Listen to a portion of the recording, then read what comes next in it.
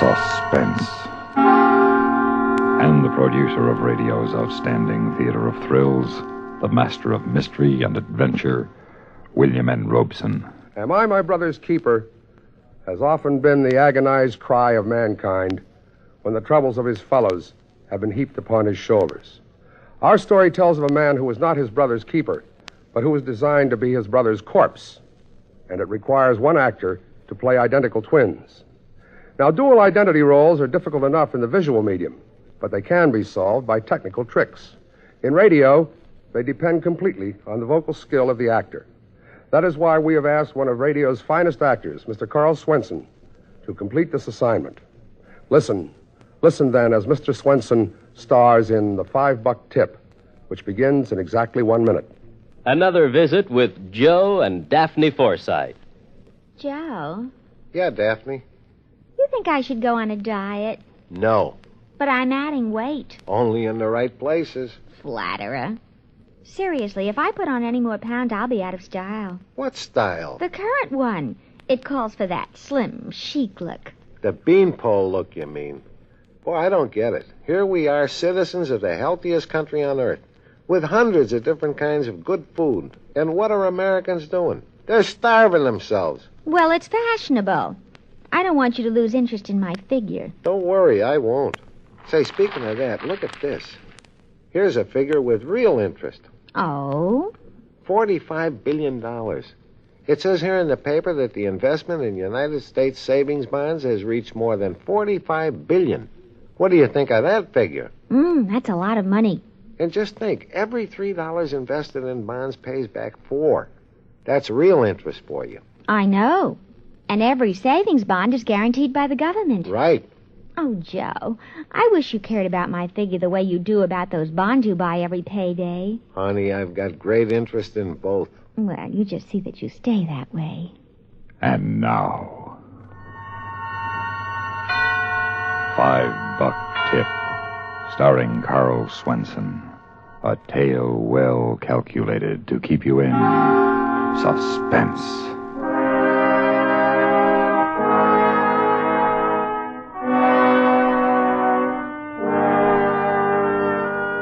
I had flown all the way from Cleveland to be with my brother on his last night, and it was no joyride.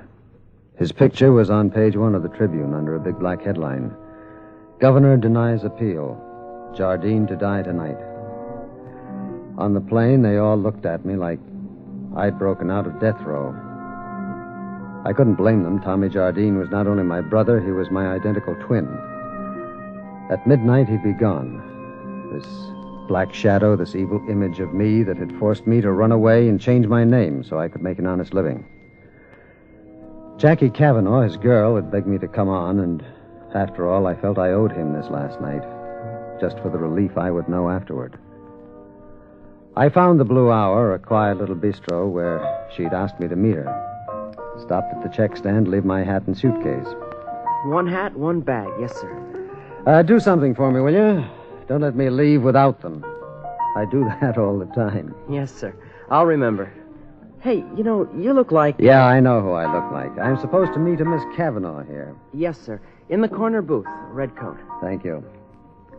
I fumbled in my pocket for something to help his memory. Found a bill and laid it on the counter, thinking it was a single. I didn't know until later it wasn't. It was a 5. All things considered, it was the best $5 I ever spent.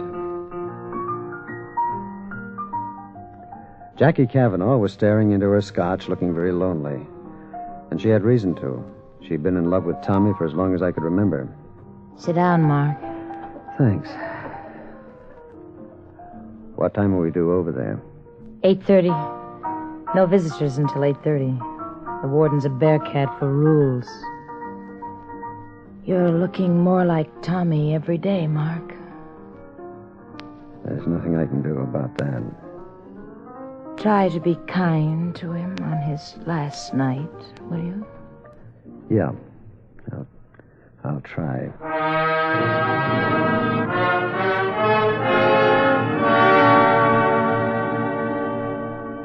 I had a double scotch, and then another one. And we sat there for a half hour with Tommy's picture staring at us out of page 1. Then we slipped out a side door and caught a cab for the prison.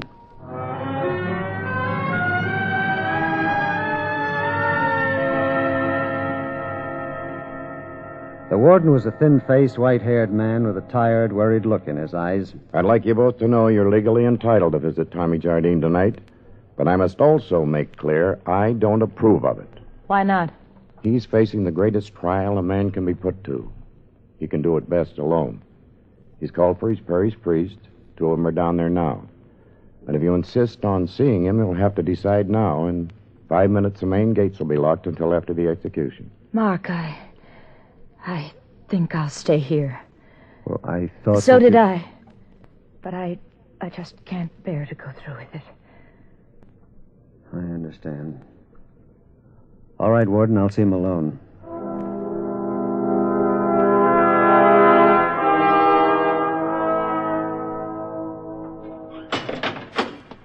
So you're the twin brother, huh? How come your name's different? I changed it. I don't blame you. You know, it's funny, up to now, we didn't believe he had a twin brother. Thought it was all part of the act. What act?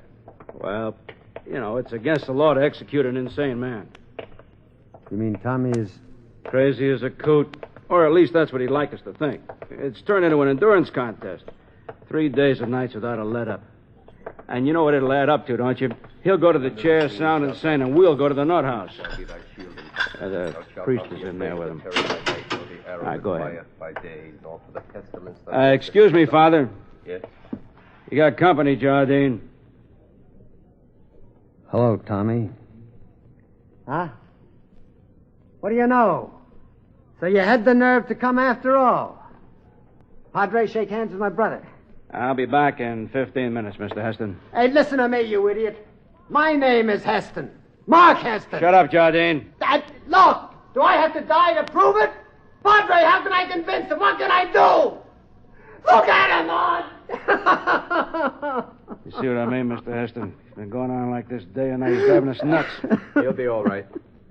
Funny. Seems to come over him every so often. Perfectly rational 1 minute, and then... Yeah. Well, Padre, see you in 15 minutes. Tommy. Tommy. Huh? What happened? Did I do it again? Yes, son. You said you were Mark, just like before. Oh. Mark? I'm sorry, Mark. I don't know why. We understand, don't we, Mr. Heston? Sure. Is there anything I can do for you, Tommy? Afterwards? Well, he does have some personal affairs to clean up. Yeah, I'll be leaving some cash for one thing. In a safe deposit box in Detroit. And, there's a car and some personal stuff. That'll all go to Jackie.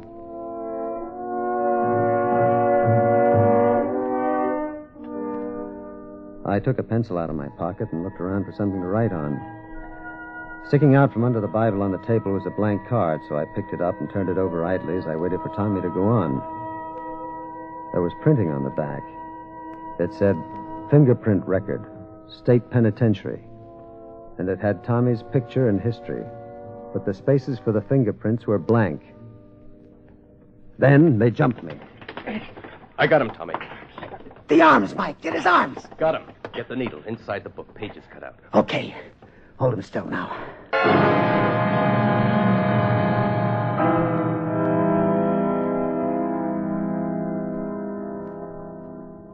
All right, come on, Jardine. Wake up. All right, snap out of it, punk. All right, get the leg out from under you. That's a boy. All right, now... Hey, wait. What are you doing? What is this? Look, Jardine, will you save the act for the newspaper boys, huh? Look, I'm not Jardine. I'm Heston. I'm Mark Heston. I'm Marilyn Monroe. Hey, wait, listen. Oh, you listen, Jardine. I'm fed up with this act. You either play ball or job or no job, I kick your teeth in. Let go of me. What are you doing? I'm slitting your trouser leg because that's where we fasten the electrode. It's 10 after 11. In less than an hour, you go to the chair.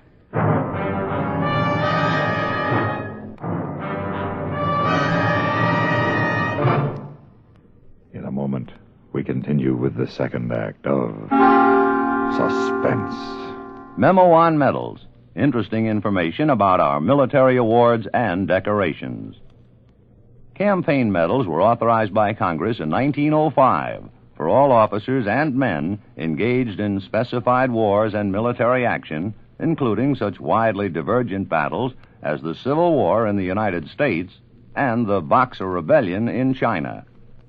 The Navy and Marine Corps have a special Manila Bay Medal for members of the United States Asiatic Squadron under command of Commodore George Dewey in May of 1898. The Haitian Campaign of 1915 is commemorated with a medal, as is the Santo Domingo Expedition, which suppressed a revolt in that country and preserved order during elections in 1916. The Army has its Mexican Service Medal for those involved in any of several expeditions or engagements from April 12, 1911 through June 16, 1919. There is also the Army of Cuban Pacification Medal for United States troops who, from October of 1906 to April of 1909, helped establish a stable government in that island nation. The Victory Medal was initially awarded to all United States service personnel in World War I expeditionary forces, including, for the first time, women serving in the military units. There is a story behind every American medal, a proud story of devotion to country and unselfish service to keep it strong and free. And now, starring Carl Swenson, Act Two of $5 Tip. Slowly, one by one, the facts came into focus.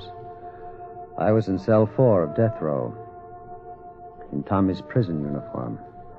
The guard was shaving my leg because in less than an hour, I was going to the chair in my twin brother's place. Hold still now, Jardine. Look, I'm not Jardine, I tell you. I'm Mark Heston. Now get that through your thick skull, and then bring the warden here. You'll see the warden in 45 minutes. The law says he's got to be there when they pull the switch. Look, do you see this on my arm here? What about it? That is a mark from a hypodermic needle. That was why I was asleep just now. Uh-huh. The Padre, do you remember him? Yeah. He's a phony. His name is Mike, and he's a friend of Tommy's. And he had the needle inside the Bible that he was carrying. Is that so? And they hit me right after you left. Now, I know it sounds crazy, but they pulled it off. Oh, they should have known better than to try a wild thing like that now, shouldn't they? If you don't believe me, this mark on my arm. Now, look.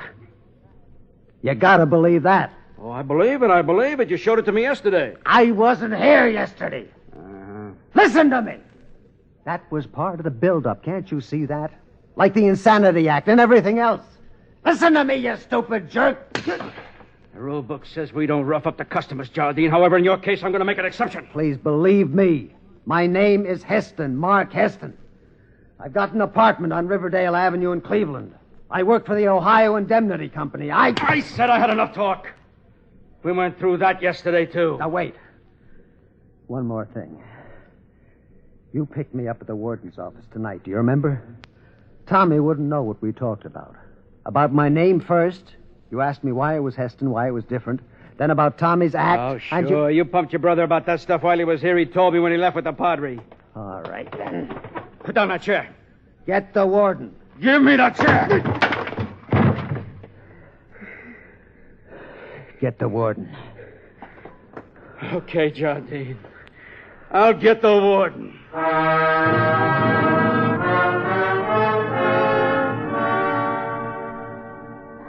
I can't stand it. I can't stand it another minute. Look, warden, I gotta get her out of here. She's going to pieces. Can't you see that? I made that clear to you, Mr. Heston. The main gate's locked until after the execution. Regulations. Can't you forget? Let me go. I can't stay here while they kill him. Let me out of here. Please, warden. All right, I'll call the gate. Come in.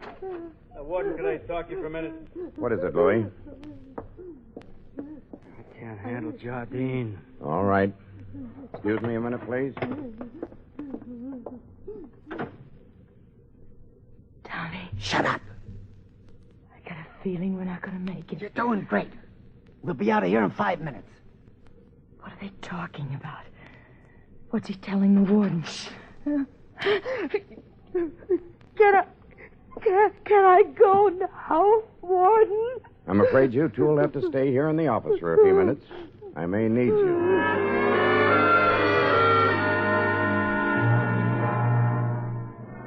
Well, let's see now. I got off the plane at the airport and took a cab to a bar called the Blue Hour. She said she'd be waiting there for me. Jardine, listen to me. Don't call me Jardine. I'm Mark Heston. There's only a half hour to go, Tommy. This won't do you any good. Warden, please, listen to me. He has been planning this for weeks. The girl, too, and that phony padre. They had it all worked out right down to the pinprick in his arm. Now, please, just let me talk to them. Give me 2 minutes with them. That's not much to ask, is it? The girl couldn't take it. That's an act. Can't you see that? It's an act. Louis. Yeah, Warden. Mr. Heston and Miss Cavanaugh are waiting in my office. Bring them down here. Yes, sir. Well, what about Mike? Mike? That phony padre. He left. He said he couldn't do anything more for you. Said it was up to the prison chaplain now. Chaplain, Warden, can't you... Tommy, listen to me. Tommy, I'm not Tommy. I'm Mark Heston.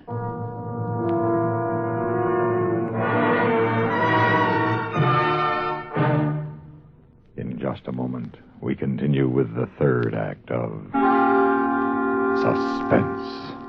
We have, together, ample capacity and freedom to defend freedom. This is NATO, the North Atlantic Treaty Organization. The 15 nations comprising the North Atlantic Treaty Organization have reaffirmed their faith in the aims of the United Nations. They have reaffirmed a desire to live in peace with all people, all governments. NATO is a framework within which the member nations can cooperate in every way to achieve peace and freedom for the world in our time. The United States of America is a part of NATO. You should be aware of and alert to the objectives and programs of the North Atlantic Treaty Organization. And now, starring Carl Swenson, Act 3 of $5 Tip.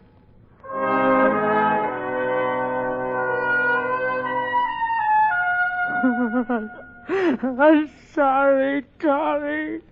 I'm sorry. Jackie, I want you to realize what you'll be doing if you keep on lying. You'll be killing me. You'll be killing an innocent man, just like shooting him with a gun. It's murder. Don't. Please don't. And they're going to find out, sooner or later. Tommy. Listen to me.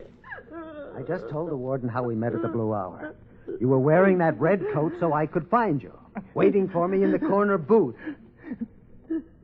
Blue Hour? Yes, you remember that, don't you, Jackie? The Blue Hour. A bar on North Lake Street. Well... Answer me! It won't work, Tommy. It just won't work. Warden, call them. Call the Blue Hour. They'll tell you that I was there. It's my job to give you every reasonable consideration, Tommy. But there are limits. Limits? This is the limit. This is ridiculous. What about the fingerprints? You have his fingerprints here on file, right here in the prison. Why don't you... I remembered then. The blank fingerprint card sticking out from under the Bible.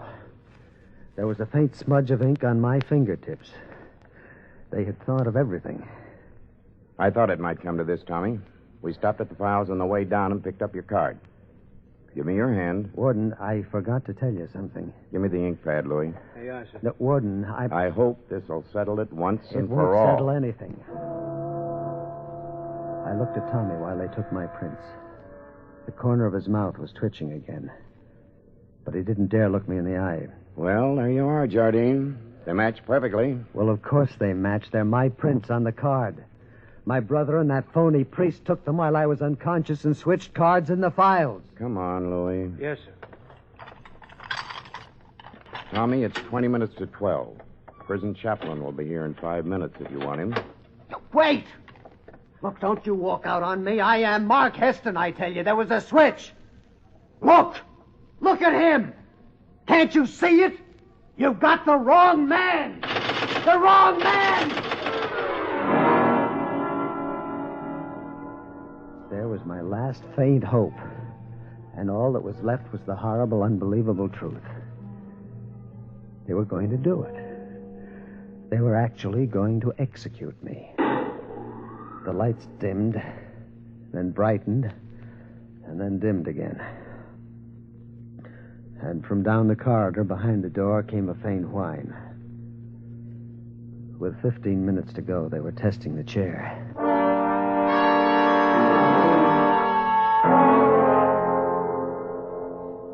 15 minutes. The prison chaplain came in. I had nothing more to say, nothing anyone would believe, so I told him to go away. Then Louis came back with a couple of assistants, and they shaved my head. 8 minutes. 7. 6. A kind of paralysis took me. I could hardly stand up. I could hardly breathe. 3 minutes. The chaplain came back again, and more guards. Finally, the door to the block opened, and the warden walked toward my cell. The hands on the clock over the door were almost straight up. The time had come. The warden moved slowly through the crowd of witnesses, white-faced and shaken. He took my arm. Come on, Mark. Okay. There's nothing left to... Wait. You called me Mark.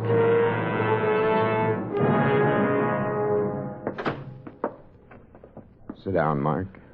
Where are my brother and the girl? They're holding them downstairs. There he is, Warden. Name is Willie. Thank you, sir. Oh, Mr. Heston, I know it sounds kind of stupid to say I'm sorry, but... No, forget it, Louis. Thanks. You probably don't remember me, mister, but... Sure, you're the hat check kid at the Blue Hour. I was reaching for the phone to call the gate so your brother and the girl could leave when it rang. They were calling about Willie here. He was at the gate trying to get in. Well, Willie, how did you... I waited till the taxi you took came back, and I asked the driver where you went. Yeah, but why? Well, you left your hat and bag. Well, why did you bring him here? Well, I didn't know what was in the bag, but I knew it must be awful important. You told me not to let you leave without them. Well, I might have let it go, but after all, mister, you left me a $5 tip.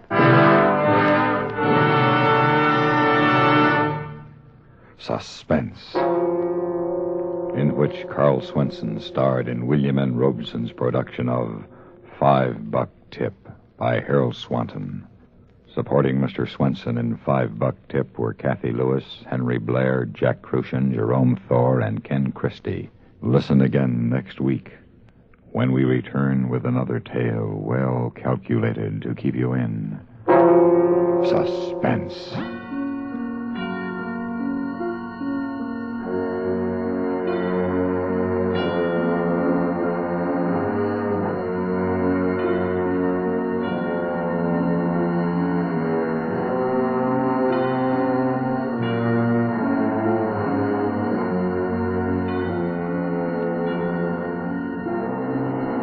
Suspense has been brought to you through the worldwide facilities of the United States Armed Forces Radio and Television Service.